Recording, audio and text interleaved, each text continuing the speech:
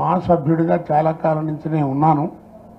మీ అందరికీ మనవి చేసేది, ముఖ్యంగా అసోసియేషన్ మనవి చేసేది, వృద్ధులకి, అనారోగ్యంతో ఉండే వాళ్ళకి మీరు ఏం చేస్తారో అనేటువంటిది ఏమైనా చేయండి, నేను కాదంటలేదు.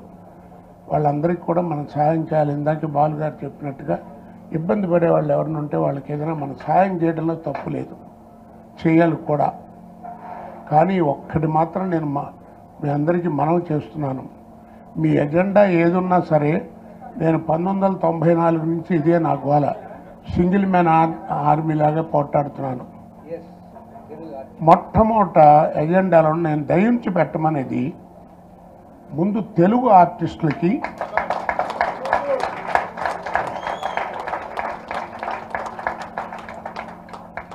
ఏమి చేయకల్లా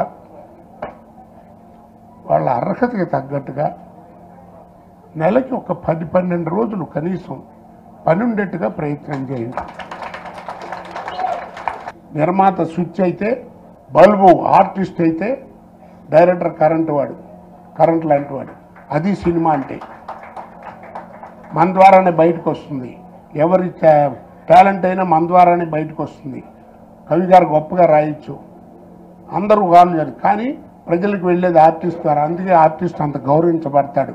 నా మీద పెద్ద ఇదేమిటంటే, ప్రతి వాళ్ళు కోట శ్రీనివాసరావుకి పరభాష నటులంటే ఇష్టం లేదని. చాలా తప్పండి.